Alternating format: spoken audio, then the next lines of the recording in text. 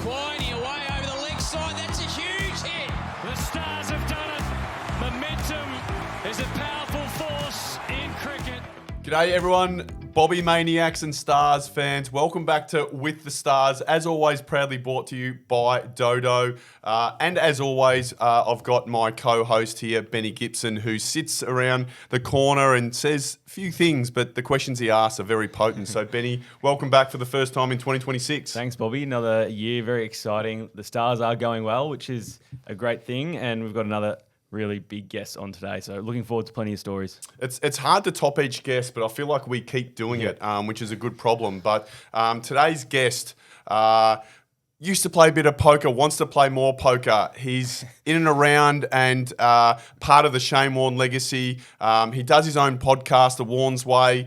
He's organised a backyard series just before Christmas. He's doing the lot. And I'd like a warm welcome, and a great guy too, a warm welcome to Jackson Warne. Jacko, thanks for being a part of this podcast. Hello, everybody, and thank you for having me. That was probably one of the nicest intros I've had. I've got a big smile on my face. So, Geez, you must have had a couple of dodgy intros then. No, I have. Well, since I've been starting it, I'm not sure whether I should do a big intro for my guests or keep it minimal, but I'm starting to do it just to give context to my listeners and watchers who the person is. But yeah, I haven't gone on as a guest. I've gone on maybe as a guest on maybe 10 or 15, but sometimes it's just getting straight into the chat. So no, thank you for the pump up. None as good as Bobby.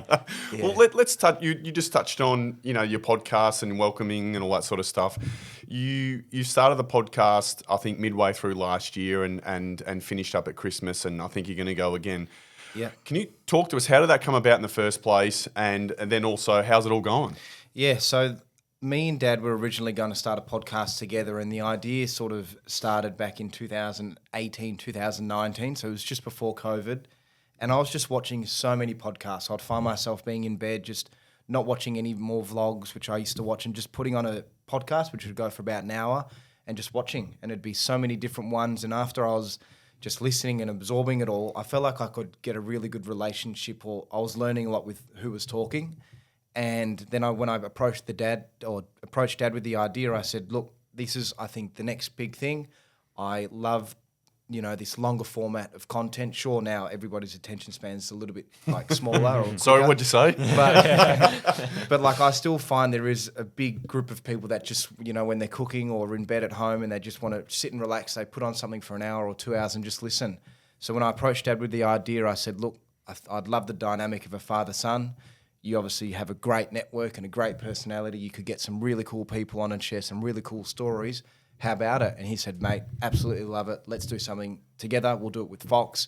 They had a few meetings come back and forth, but then, COVID happened. We never really got into it. And then obviously after Dad passed, never got the chance to do it. But this is something that I know since starting that Dad would be really proud of me for doing, and even more proud of me for doing the podcast. I think he'd be just really proud of me for just putting myself out there. So yeah, it's been awesome. I said when I started, I acknowledged that there was a lot of other podcasts out there and it feels like everybody's got their own now. So I said, when I start, I'm going to do one episode a week for 6 months. So that's 26 episodes. And I got up to 21 episodes, took 2 weeks off just to reflect. And I'm very, very happy with the momentum I've gotten and going to the cricket and over the summer, just being out and about, all of the people coming up to me in real life saying, this is my favourite episode, or I loved when you said this story, or I learnt this about you, or about Eddie Maguire, or whoever it was, that it really made me go, so there actually is real people out there listening and watching. It isn't just numbers on a screen. So I'm happy to say I'd love to keep it going, and it's been really nice to do it so far. And has that helped your passion for cricket? It's definitely helped my passion for cricket, and I've probably watched more footage of Dad and learnt more about Dad's cricketing career in the last 6 months than I had in my entire year. Hearing from Howie's perspective, or Glenn Maxwell's perspective, or Aaron Finch's perspective of who Dad was as a cricketer and how they were Dad was their hero, and how Dad helped Finchie in the IPL, or how Dad helped Howie in the commentary box, or when Dad bowled to Glenn Maxwell. All of these connections which I had no idea that it had happened. It's just reminding me of who Dad was as a person. So you've said you were going to do 6 months. You've done that. You're moving forward. Just under. I got to 21. You did your 6 months. You fell short, but I think it's always good to have the higher ambition and not get there than a low ambition and realise you left some in the tank, right? Yeah. So you're going to go again this year. And I know you're someone who likes to be quite present. You talk about being in the present and not looking too far left, right, behind. But let's look forward. Like, is it somewhere that you want to take this podcast at the moment? Yeah, definitely. Or for your own brand? Yeah, well, definitely when I started this, the idea was I'd love to talk to Dad's friends and family about Shane Warne stories. And I think maybe in a selfish way for me, that was a nice way for me to be able to remember Dad. But I've also noticed for a lot of my guests, it's actually really nice closure. But no, I think moving forward with the podcast, I definitely want to pivot out of only talking about Dad or his friends, just because to my consistent listener, it might be a bit repetitive and might be sometimes a bit boring. And I understand there's not much longevity to it, but there probably in theory is 1 million Shane Warne stories. But I'd like to give it to my guest that, you know, they've got their own story, they've got their own hobbies and stuff that's unique to them. I would love to give them the platform to share that. But it's been good practice for me as well, knowing that I can have something in common with my guest, which is Dad. And he had such a big impact on a lot of my guests' life that it helps me and gave me the confidence to just, you know, keep talking, being consistent. So, you know, I think the idea for the podcast, definitely moving forward, I'd love it to be sort of a destination that people, when, you know, they come into Australia, would love to come on. Like, for example, I know Ed Sheeran's coming here in a few weeks to perform. Novak Djokovic is here for the Aussie Open, or he's here now. So I'm just like, those type of guests in the future, when they come to Australia and they're trying to do PR for something, I'd love for them to go, oh, I'll do Jacko's podcast. So it probably gives you an opportunity that you don't see those guys as much, and it's fleeting. Like, you've met them, you know them, but then as much as it's like a formal conversation because it's a podcast, it's your chance to actually sit down and talk. And, you know, within 10 minutes of being in a podcast, you almost forget that there's a camera there and a microphone there and you're just talking, right? And I feel like that's what is so good about a podcast, because you're able to bring out a side to somebody that we usually don't get to see. Sometimes in an interview where they've got the set questions, that person will ask a question and then the guest will answer, but then you go straight to the next question. So the person's not actually listening. They're just, you know, sort of just speaking at you, waiting for a response. But, yeah, I feel like this is, you know, where content's going in the next, you know, 10, 20 years. I don't think podcasts are going anywhere. But, yeah. Well, let's move almost back to the start. And the start for you was roughly 11 or 12 years old when the Big Bash started as it is now. And your dad was integral, as long with Eddie Maguire, I think Clint Cooper at the time, and Greg Shipperd, who was the coach, in creating the environment. And it was always something that the Melbourne Stars and the rivalry with the Renegades was that the Stars are the star. That's the, in talking terms, Hollywood versus the doldrums of the Renegades. Yeah. And that's the sort of narrative that, you know, your dad wanted to drive as well. Did he talk either, you know, to you or talk to other people within earshot of you about how, when the Stars were formed? Yeah, well, I remember that was when my first most vivid memories of Dad playing cricket were. There was some when he was playing at Rajasthan for the IPL, but then mostly it was during the Stars. And I know he only had a very short stint, 2 years, but that was, I just remember over the summer going there in the box, especially with my sisters, Brooke and Summer, Elizabeth and Damien. And it was always around the best time of the year, Christmas, New Year's, summer. So everybody was happy. I just remember lots of smiling. And I just remember going to all the games and seeing everybody wearing green, how many people loved Dad. And the older I'm getting, the more I'm realising that a lot of people do love him, and especially in Victoria, because there hasn't been many Victorian Test players that have done really, really well, and there's not many in the side now. So I'm realising that when Dad came onto the scene, was representing Victoria, playing for the Melbourne Stars, we loved it. It's a bit like seeing Scotty Bowler now when he comes to the MCG or when he plays for the Stars. Like, Melbourne loves it. Yep.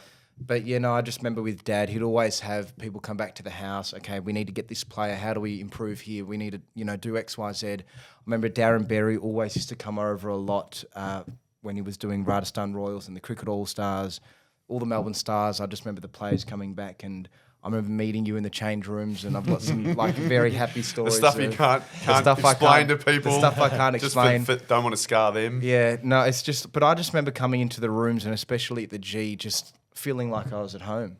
It almost sounds like your dad was in a marketing role on top of playing, wasn't he? He was really there to promote the game. Is that something he just took on himself? Yeah, and he loved the extra layer of responsibility. Like, obviously, a lot of the teams that he played for, apart from Australia, he was captain at the Stars, Hampshire, where he was growing up at East Andy and Mentone Grammar, Rajasthan. Like, every team he played for, he captained, and he loved that responsibility.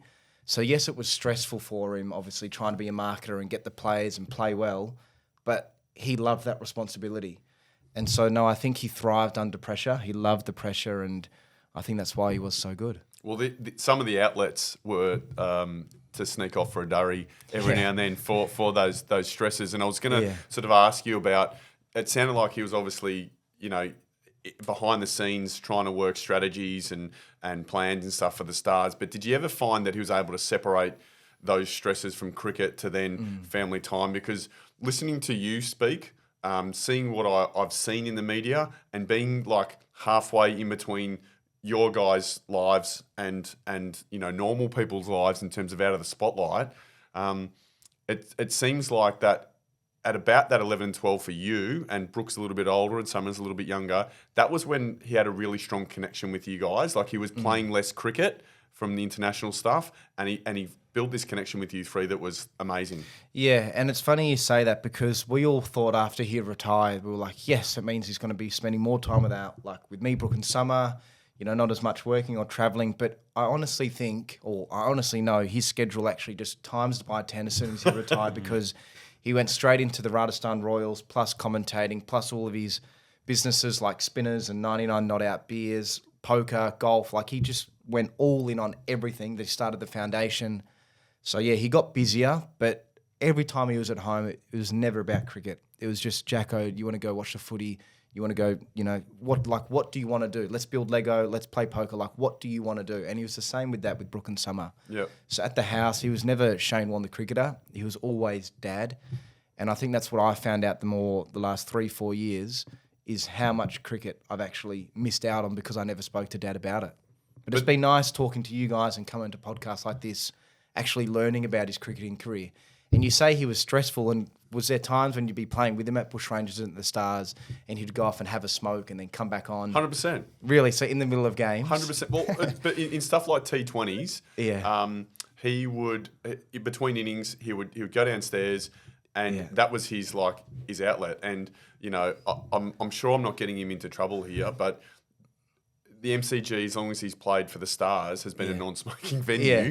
No, and he's always found pockets. Yeah. And sometimes just the change room. Yeah. To have those durries, and it was almost like that's all right. Like that's him. He can do that. Yeah, and like what you just said is a perfect example because I've met security guards since at Lords and at Adelaide Oval and here at the MCG.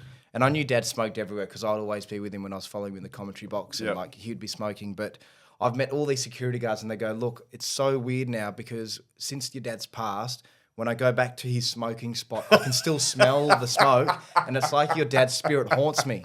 Because one of the security guards told me that they nearly kicked Dad out when he was in the middle of commentating. I said, oh, what do you mean? He's like, well, look, when I went out to, go to my spot, your dad was smoking in between commentary and I've gone, oh, excuse me, Shane, you can't smoke here. And Dad's gone, okay. And he's kept smoking and they're like, look, excuse me, Shane, you really have to put your smoke out. And Dad's like, okay. Kept smoking and they're like, oh, look, obviously I can't tell you to put the smoke out and you're not listening to me. I'm going to have to ask you to leave. He's like, okay. And Dad just kept smoking. He's like, okay, well, look, please, I don't want to hear about it. And, So Dad kept smoking, but Dad was just like, well, you're not going to stop me from smoking. This is who I am. I'm not going to change for anybody. Sure, you can have certain rules, but if you're going to stop me from smoking, I'm going to be more stressed. And if I'm more stressed, I'm not going to be able to perform. If I can't perform, we lose. And without naming names, because there could be some current players still going, and you talk about the smell that resonates still in those areas, it's because he would have had other people have a durry with him, and they're still having a durry there. So there'll be elements of that happening. So he set a precedent, which again, I'm not a huge smoking fan, but I think it's sort of. It's there. They and your dad went out to those spots to get away from people, so the smell wasn't around there. So but that was good. And it's also just like his personality. He always said to me ever since I was born, like one of the biggest quotes that just stays with me is, never try and be somebody you're not. Like he always just used to say that. Doesn't matter where you are, who you're talking to, what you're doing, just always be yourself. And if that upsets people or makes people happy, well, at least you're yourself. Yeah. There's only one you, so just, stick at it. Lucky there's only one me. So go back to the games you did go to. Do you reckon of let's say you played 14 games for the Stars, How many do you reckon games you went to? Like 3? No, 4? I reckon I went to all of them because I remember it was always around our school holidays. Yep. And it was really the only cricket I got to actually watch Dad play sort of when I was old enough to remember things. Because I remember a few games at Rajasthan and all I remember is the plastic balloon things that the people in the crowd whole whack. time. Yeah, Yeah. the whole time and how loud it was, how passionate they were. But then at the Stars, I just remember travelling with everybody, going into the change room, staying in hotels, always wearing green. I was always playing my DS or PSP. So, but no, I just remember seeing how happy Dad was representing, his state and his city. Like he loved playing for the Melbourne Stars. So do you remember two, I think, quite iconic moments or impactful moments in the Big Bash? One was, I think it was the first year when he was on, it was mic'd up and the inside information you get is amazing at the time. And, sometimes you get lucky, but I think your dad goes the approach that you make your own luck as well. Yeah. And his ability to say, I'm going to try and go around the legs to Brendan McCullum at the Gabba that time. Yeah. Have you had a chance to probably look back when you're older now and go, like, what the F just happened then? What about to McCullum, Shane? He might be trying to shape the sweep one after that first one, or maybe even go inside out again a bit harder. So I might try and slide one in there fast.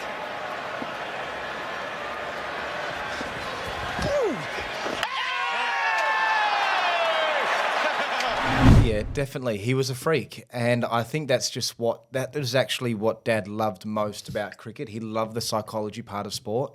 So he would always set batsmen up, do 2 or 3 balls on the left side or on the right side or 2 leg spins or 2 wrong ones or whatever it was, because he loved to get into the people's head and he was so unpredictable. But yeah, with that exact Baz McCullum clip, I remember I was at the game in the box with Elizabeth and Damien. When it happened, we all just went bananas. And I remember Dad saying, he's going to try and reverse sweep me here again. So I'm just going to go round on the right side, bowl him a leggy, rip one in there fast. And he does exactly that. Baz McCullum tries to do the reverse sweep and just gets him straight away. But that was just what Dad was so good at, was getting into your head. And Andrew Strauss gave really good context about it, because you'd get to a point where Andrew Strauss would be batting, and you might have been the same in the nets, but Andrew Strauss would be batting and he'd be like, okay, Shane's coming on. He's bowled me here, so I think he's going to do this. Oh, hang on.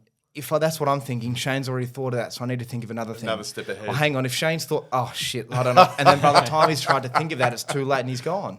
So he said Dad was always 8 or 9 steps ahead, whereas the batsmen were only maybe 1 or 2. And that's why I think Dad was so good. I can only imagine Daryl Cullinan with those Yeah. Conversations as well. What colour's the couch and everything. Yeah. Yeah. The other one that brings to mind, and you're talking about a strategic and psychological element to it, and this has a psychological element to it as well, but I think we played the Renegades and we were struggling. I think they were on top of us, and that's when the whole Marlon Samuels thing came ahead, and it was one of those leaders where he's like, well, I know I'm bowling okay. I can't win the match just with bowling at the moment, and I see this bloke as a threat. And so all of a sudden, because prior to that, Dave Hussey had come in, Huss hates getting touched. Yeah. And so Marlon was like, just like this, just playing around with him. Yeah. And Huss was like, don't touch me. And then, Marlon kept going. Yeah. And so Huss come back in the change room and he goes, oh, geez, I wish you didn't, just kept touching me. And so then your dad just had this moment of gone, time to ruffle some feathers. Yeah. And got that. So I don't know whether you were at the game at that time. Yeah. I'm sure you've seen the footage Yeah. now, but like, what did you make of that? Yeah, so I've seen the footage and I didn't know that part, but I knew Dad, whenever he was playing cricket, if he could feel the game was either drifting or nothing was happening, he would try and turn nothing into something. So even if that was starting to sledge somebody or, grabbing the people or just creating some sort of theatre, because that cracks some momentum, it gets you a bit on edge, might make the batsman frustrated and try and hit a 6, just tries to rattle you a little bit or decompose you.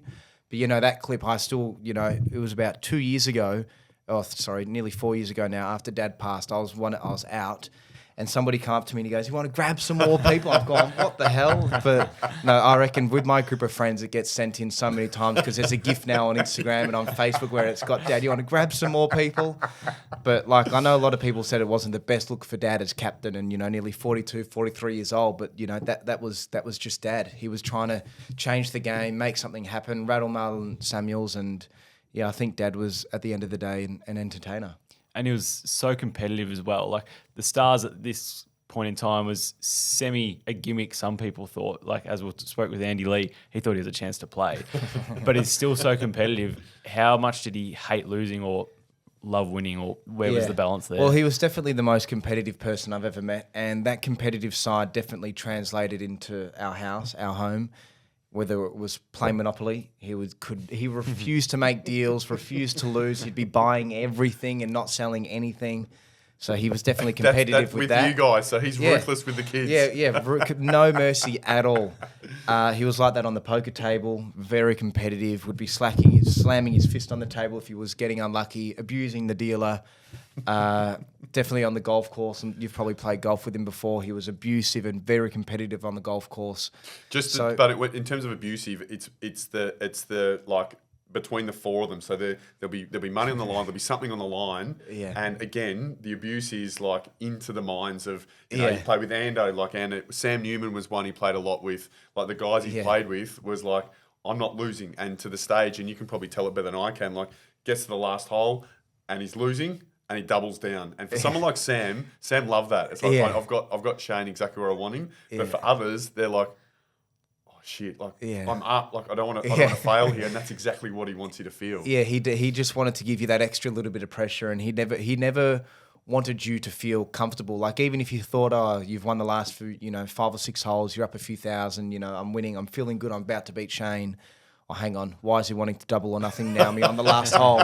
I could nearly lose everything, and I've been him on the last 5 holes, and it's all going to be for nothing. No, I can get him, and that's just way of how Dad would get into people's heads. So he loved psychology. He loved sledging, but he was very creative and smart with his sledging. Like people think sledging is just going out there and swearing at the person or making it really personal. But Dad was actually quite creative. What colour are your undies? What like with Daryl Cullinan. What colour was the couch of your therapist? Like you're just being like really creative, not saying things about your partners or personal life, just like little things that make you go, oh, how would he know that? Actually, I'm thinking of it. What colour was it? And he's already distracted. Yeah, and then by the time you've got 4 seconds, you're hearing the through the air, and it's you're gone. You talk about you've mentioned Elizabeth, and she preferred Elizabeth at that time because I think prior to that, we just knew her as Liz Hurley from obviously movies, but her and Damien attended games, so which was awesome. Obviously, quite supportive partner and all encompassed from what was a semi family at that time. How did your dad go? And I don't know whether he spoke to you about it about traveling when you're traveling. And I saw firsthand at times like the two, especially it was just two of them walking through the airport. There was a camera there the whole time, and for a domestic competition, every now and then we'd have a camera after a Shield game. They'd say, "How'd you go?" And that became less because people didn't know what Shield cricket was. Yeah. And then Big Bash came through, and we had the names, and then all of a sudden it's like all of a sudden Shane and Elizabeth are walking through. They've checked in their bags and they're walking through to go into the airport, and there's cameras in their face, and like how did he deal with that sort of stuff? Yeah, I don't know. I think me, Brooke, and Summer, and my mum, we just got used to it our entire life. Like up and since we were born, pretty much, we always had photographers out the front of our house taking photos of us at school, following wherever Dad was taking us to footy and cricket games. Like that was just our normal. Like even for a long time, Dad used to give us a game when we'd be in places like America or Spain where there's no cricket.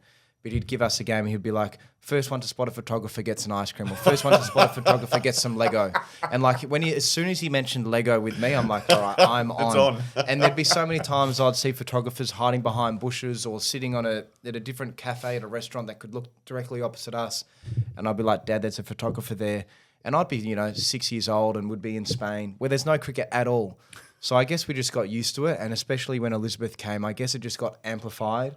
And the older I'm getting, I'm starting to realise, maybe it is a bit out of the normal for, an Australian cricketer to be dating somebody from Hollywood or engaged or their family when they're coming to Melbourne. It is pretty big. Like I realised, when you see Oscar Piastri go to the Boxing Day test or Hugh Jackman go to the Boxing Day test, or when there is, Ed Sheeran at the AFL, the cameras are talking about it, the commentary's talking about it. So I guess when Elizabeth was going to these games, people were talking about it. People, wanted to take photos and videos. But I guess for me, it was just very normal. One thing that was different, actually, was Dad never had security. Yep. Doesn't matter where he were. He was just, he loved the public. The public loved him. He just didn't like when they would be following, us for 6 hours or so driving, to the country. But one thing when Elizabeth came into our life is we started to have security, which we hadn't had before, going around trick-or-treating for Halloween in Melbourne, having security with us at the airport, having security with us. So that was probably the only thing that was different. But yeah, I think me, Brooke, and Summer just got used to cameras our whole life. Well, you make such a good point. Like you don't know what you don't know, right? And if that's all you've known, even if it is as intrusive as it is, it's sort of something that builds resilience and you're used to. So from more of a Stars perspective, how I guess it was been great that you were able to join the crew, which I was a part of in terms of presenting the Mace and walking the Mace around and stuff like that. But how much from a Stars perspective have you been able to watch? And you don't need to say like, yeah, I've been following when you haven't, like, because I feel like sometimes it might be something from here on that, hopefully we can get you involved a little bit more. You can keep an eye on it at the same time, but, it doesn't need to be your be-all and end-all as well. Yeah. No, well, firstly, thank you for thinking of me to run the Mace out. When I came here for a net session to warm up for the cricket game we were organising, which you played in, Bobby, which you played awesome and you won us the game. So thank you for playing in that. But, I think just being, a part of this club and like St Kilda as well, if I can sort of carry on Dad's legacy and be connected to these clubs like Dad was, it makes me happy too. And I think that's what Dad would want too. But yeah, especially running out that Mace, I wasn't sure what to do.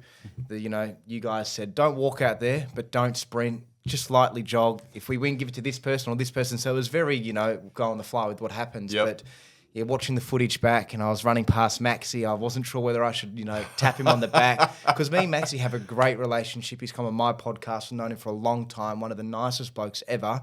But that was the first time when we sort of made eye contact. I was like, oh shit, he's like really in the zone and, it's a bit frustrating. He's got I'm his just game face, going to leave him alone. So then I was waddling up, gave the Mace to Will Sutherland, gave it to him and then just sort of ran off again. But no, thank you for thinking of me and being a part of the club. No, we wouldn't have it any other way, mate, to be honest. And you touch on Maxi there, and you've said you've got a really good relationship with it. Can you touch on, how that all started, how often you get to see each other and your relationship with him? Yeah, so Maxi was somebody that used to go to Dad for a lot of advice on cricketing and just life things. And I didn't realise that till Maxi had sort of opened up to me on the podcast. And then a lot of the cricketers I've realised, Dad was their hero, especially the ones from Victoria, Dad was their hero. And Maxi, he also loves his poker, loves his golf, which is two things that Dad absolutely loved. So I catch up with Maxi quite recently when he's in Melbourne, loves to play poker. And I think I need to get the golf bug. You played in the golf tournament a few months ago for the Shane Warne Legacy versus Andrew Simons. Barely call it golf, but I played, but I was on course. Yeah, but no, that's I think getting into golf and catching up with all of Dad's friends in that makes me also really happy. And I think it's nice for them to see me too, and especially Brooke and Summer when we're all together. But just being a part of the Stars and St Kilda and anything that Dad was a part of just makes me really happy because I think not being connected to cricket my whole life and now all of a sudden being connected to it a lot, I'm actually would have loved to maybe actually ask Dad a few more questions about the Stars. And I'd love to ask you, Bobby, what was it like when Dad came into the Stars for the first time starting? Because you would have played with him at Bush Rangers and obviously known him his whole career. But was it weird sort of seeing this icon of sport come in, captain, say, nah, we're going to try and win some games and perform at the MCG? It wasn't weird. It was intimidating. I was fortunate enough to play, I reckon, a handful of games with him at St Kilda at a local level. And the thing that everyone says, and I would reiterate, is that you go in the change room. And I remember in the Herald Sun on a Friday, because selection was a Thursday, all the lists of the names were there. And so they'd have Quiney, and then there was Rowan, because there's an alphabetical order, then Warne. And so I'd show my dad, and Dad, look at that. Together. How good's that? So I normally get nervous going to a game. Yeah. Just because you want to perform well. But I was getting nervous going to a game literally because you're sharing a dressing room with Shane Warne, right? And within 20 minutes of the dressing room and the warm-up, he made the environment like it was he had been there for 15 years, which he had been involved at St Kilda for that long, but like you'd known him for that long. Yeah. And so to your question about the Stars, he come in, it was all right, shit's getting real near, and this is great. And I've lucky to have met him before, but now it's I want to meet the expectations that he has on me. Yeah. And that was probably the one thing that I didn't fulfill. But it was an amazing environment to be in, honestly, because you share in a dressing room and that thing of what I said there about at the same team as Warne, that sort of the narrative he creates, it changes because then it's like we just got to win. Yeah. So then he drives the competitive side of it as well. And that's awesome, Bobby, because that's all the stuff I'm just starting to figure out is how much of an impact Dad had on people in the training rooms or on the field.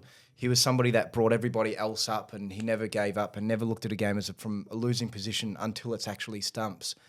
And I didn't realise the impact the actual surname Warne has. Like when we had our cricket game on the 23rd, I had probably 20 people come up to me and they said the highlight of the whole day was when they got to look at the scoreboard and they said they saw Warne and Berry in the same partnership. Yep. And that was just something I would never have thought of. That was a complete coincidence. That wasn't planned. That was just how it happened. But for a lot of people, they just said it was just nice to see on a scorecard like that. And when I ran out the Mace, they said it was just nice seeing you, in a Stars t-shirt. So, yeah, this is all the stuff I'm starting to realise maybe I should have taken up cricket. Dad, I reckon if Dad could wave a magic wand, though, he would have loved for me to play at AFL. Yeah. But, yeah. There's a lot that would want that for their children, that's for sure. You've touched on this game, the backyard series. So we had the Australian team versus the Barmy Army. Yeah. Talk about that, because obviously I played in it, but you give your perception of it as well, because you were instrumental in organising it. Yeah, so how the idea started was it would have been at the start of 2025 when we'd been doing all these activations to honour Dad. Obviously, we had the Shane Warne Legacy at Boxing Day and at Gather Round, which is cricket and AFL. We had a golf day which was being organised, and Dad loved golf. There's been a few poker things, but I haven't found out how to honour him properly yet in a poker way. Yep. But one thing I would have loved is just a backyard series of cricket. So when I had that idea, I sort of had it. I would have loved to have it either at a Shane Warne Oval, where there's a few. He's got one at Mentone Grammar and East Sandy.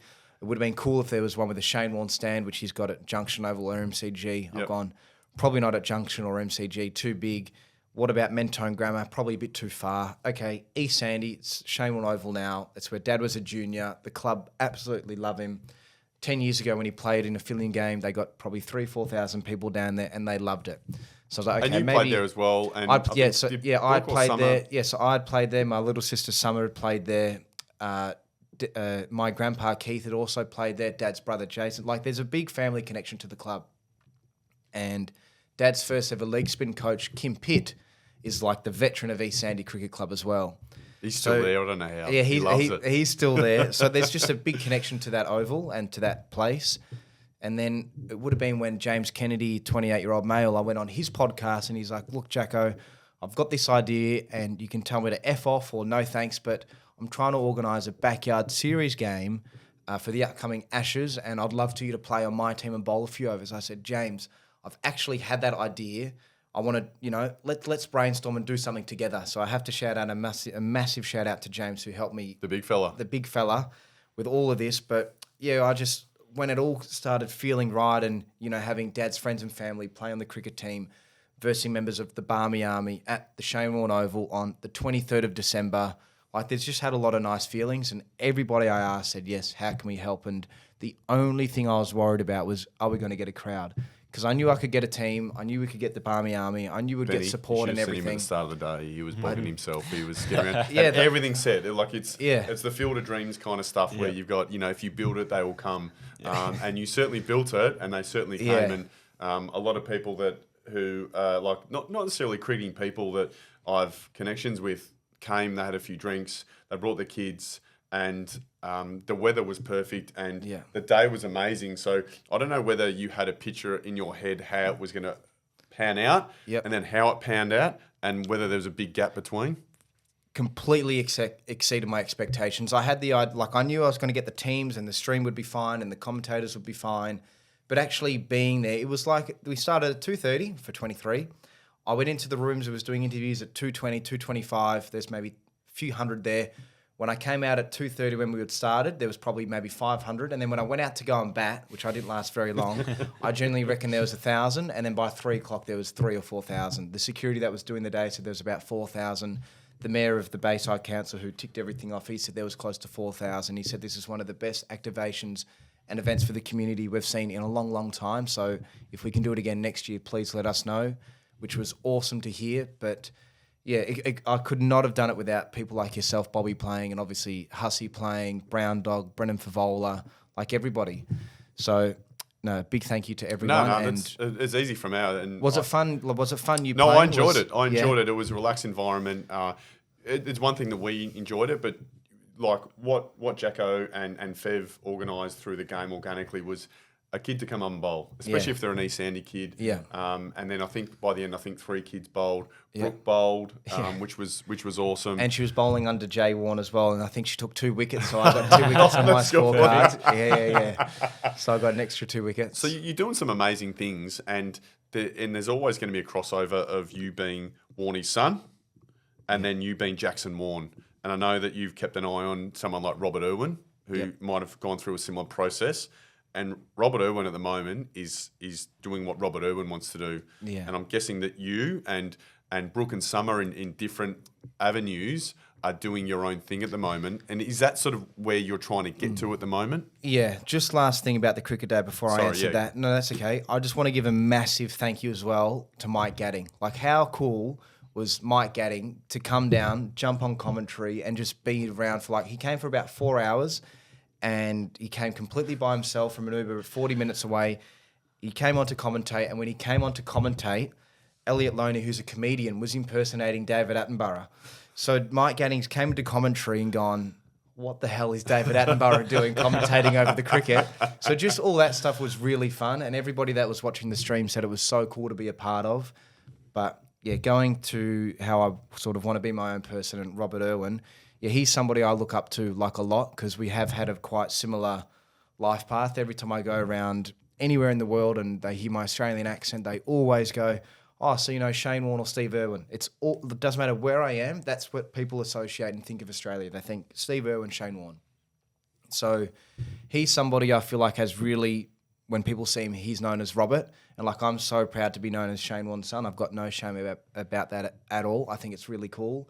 But I think for me to be known as just Jackson before just Shane Warne's son will take a lot of time. And for Robert, it's taken, pretty much 15, 20 years for people to call him Robert. And I'm also in no rush to be just Jackson. It's fine. But I think just slowly with this podcast I'm doing, showing more people who I am as a person. I love the gym. I love Lego. And the last 3-4 years, it's been awesome honouring Dad and doing all these amazing things.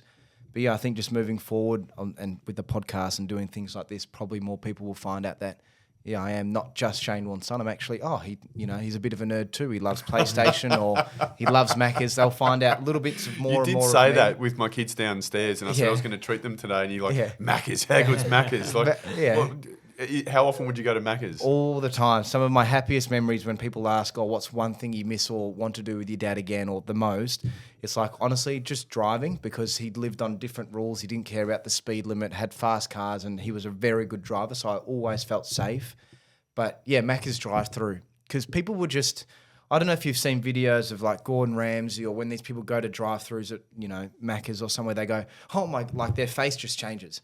So when they saw Dad just rock up in a Lamborghini or Ferrari to drive through Macca's, they couldn't fathom it. So that was just really exciting. But then also just, seeing Dad order 4 or 5 cheeseburgers, throw out the meat patty, put all the French fries in the cheeseburger, wrap it up into this big sandwich and eat it. That was awesome. But no, was your dad the reason why they, when they used to do $2 cheeseburgers, but you had to limit it to 2? Is that because your dad walked in and gone, I'll have 30 cheeseburgers? Yeah, he might have actually bankrupted Macca's, and Dad at a time, the Elstonwick Macca's, which I'm not sure if it's still true now, but it made the most money for any McDonald's franchise in the whole of the Southern Hemisphere.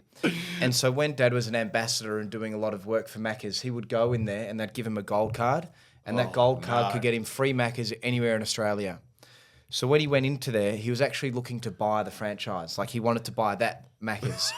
And they're like, okay, we'll come in and have a look. We'll take you around a full tour, show you how to cook the fries and make the burgers. And they had a private sitting restaurant in that Macca's, which I didn't know they had that. But anyway, it was one of the freshest and best Macca's I've ever had.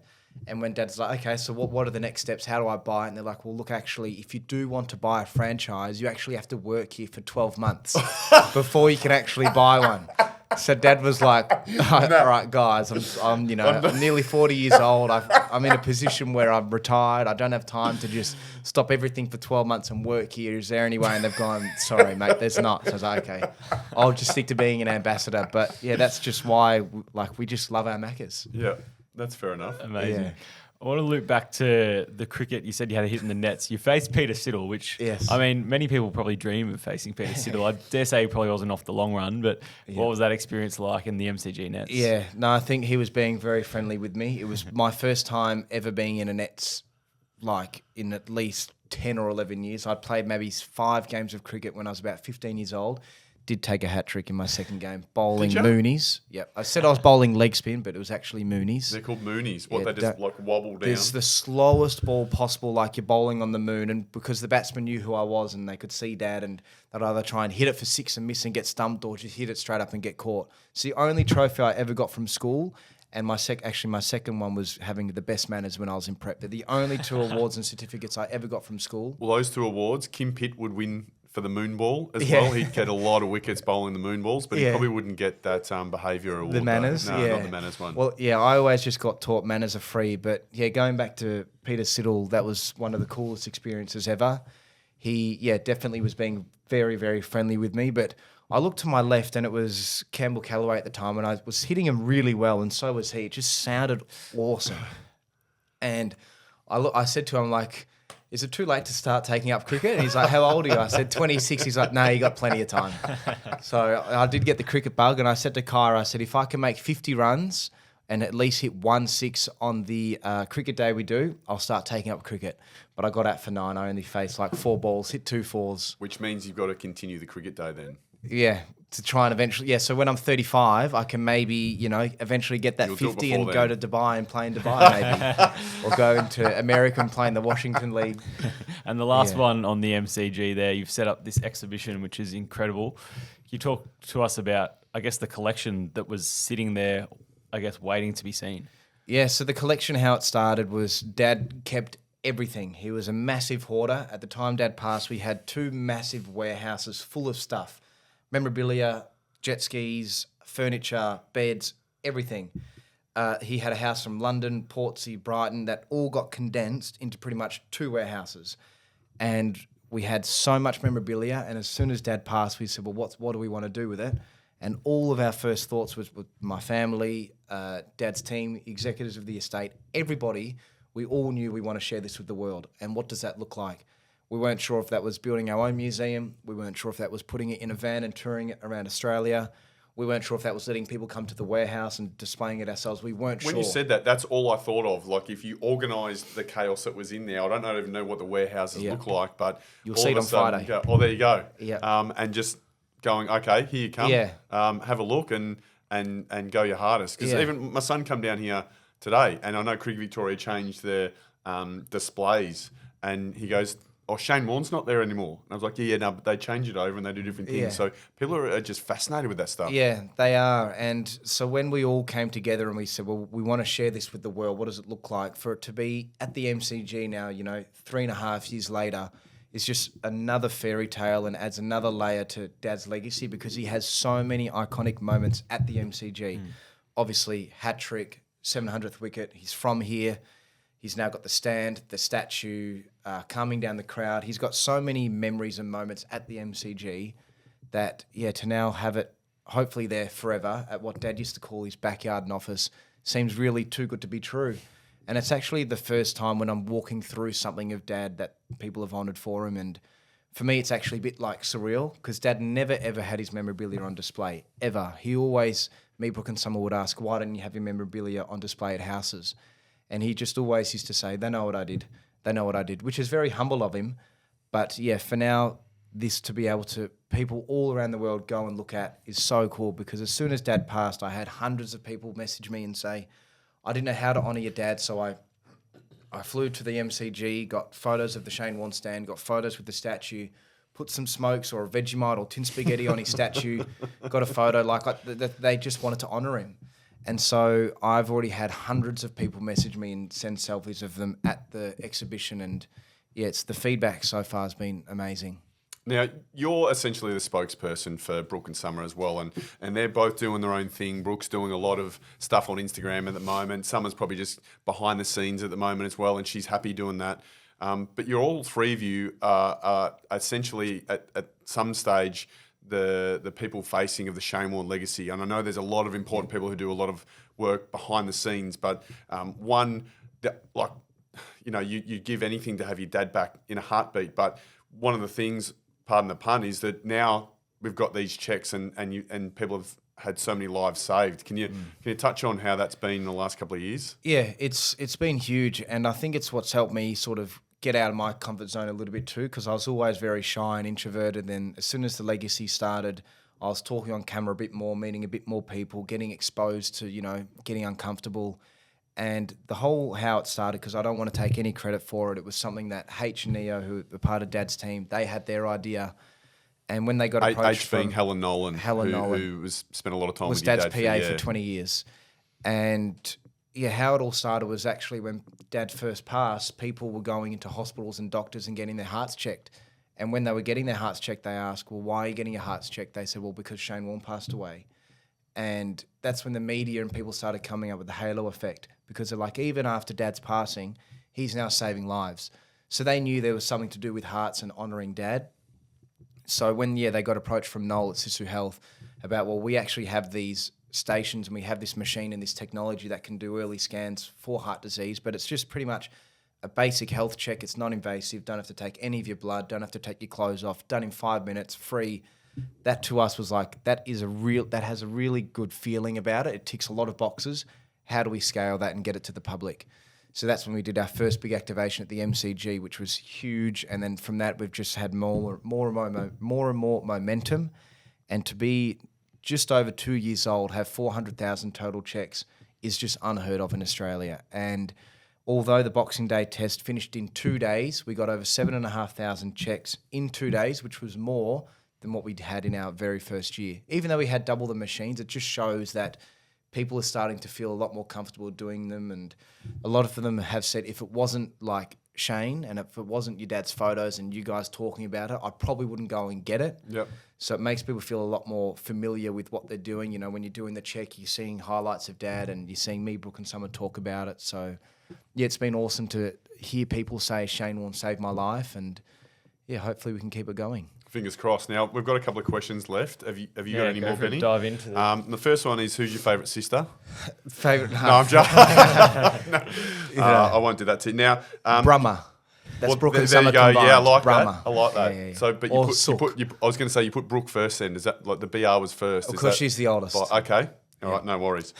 These questions, let's get real, brought to you by Dodo, the real deal for internet and mobile. To check out more, head to dodo.com.au. Jacko, your favourite cricket memory of your dad? It's definitely got to be when Dad was coming out of the race with his thongs on to calm down the crowd. When there was Bay 13 throwing beers and rubbish. And I actually had somebody DM me saying Alex Stewart, wasn't it? Yeah, it was Alex Stewart who's bowling leggies because I had to stop the cricket. They weren't sure what to do. But when it was happening, I had somebody DM me saying there was actually a roast chook that got thrown onto the ground.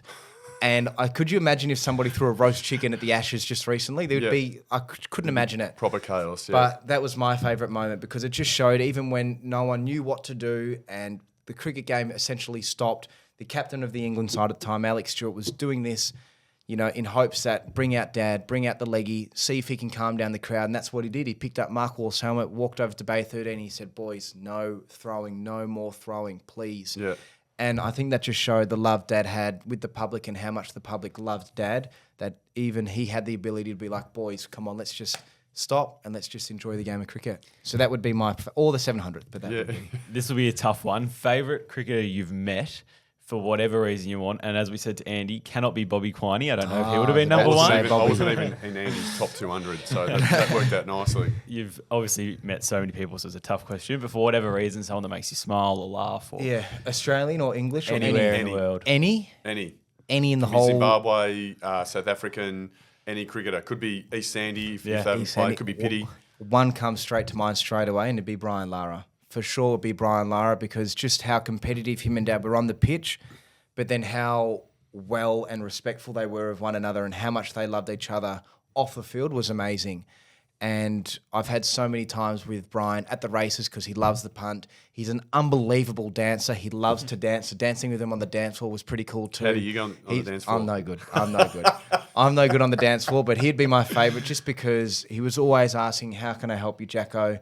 Let's go catch up. You know, let's go for a drink. Let's go to the races. Like, he just had such a good personality, and he was a bit like Dad. He was a bit out there, a bit, you know, flamboyant, and wasn't afraid to show his personality. So, yeah, I think with Brian, I've just got a lot of happy memories, a lot of smiling, and, yeah, I'd probably say Brian. And a handy batter too. And a very good batsman. Last one, which I think I know the answer to anyway. One goal that you've got working on at the moment. Yeah, to grow the podcast, I definitely want to achieve my goal of getting to 100 episodes, which would be pretty much an episode a week for 2 years, and just build up the momentum of it. This was the first time at the cricket and over the summer meeting people in real life and actually seeing them and hearing their stories of what was their favourite episode, you know, a story or something they've learnt. So, yeah, after hearing it in real life gave me a lot of confidence to keep it going. We've got some momentum, so, yeah, I'm all in on the podcast. Amazing. Well, it was. Mate, thank you so much for your time. Very appreciative to do that. I know you're a busy man yourself. I know this sounds like a really old fart thing to say, but watching you grow from the kid that, you know, unfortunately walked through the change room. Sneaked into the change rooms. to where you are now, it's a testament to you and obviously your folks as well, to how they've raised you. And massive thanks. And look, for everyone, the War Stars family and Bobby Maniacs, they certainly appreciated listening to you because Benny and I certainly have. And thanks for that. Thank you. No, awesome. Thank you, Bobby, and thank you, Benny. Thank you for having me. All good. Thanks for coming. Hopefully it wasn't too long. Sometimes I can talk for too much. So No, it was all good. Incredibly And that's valuable. it for today. I hope you had good fun. Sorry it's been a long time between episodes. We'll get another one out, no doubt, shortly. Benny will work on that. Keep following the Stars as they pump through finals. Fingers crossed, who knows? This could be the year. But, yeah, keep supporting the boys. And, yeah, chat soon. if we do win the cup or the premiership, what do you call it in the championship? Yeah, trophy. Yeah, If we win the trophy this year, I am going to take a little bit of the credit because I had never been to a net session before. Week before, I went to the net session, and we're doing good. Heard it here first, So which we'll means take a little if bit we of win, credit. you'll have to come to net sessions more often. So Yeah. there you go. Be careful what you wish for. Thanks, guys. Thanks, Jacko. Thanks, Thank Benny. you.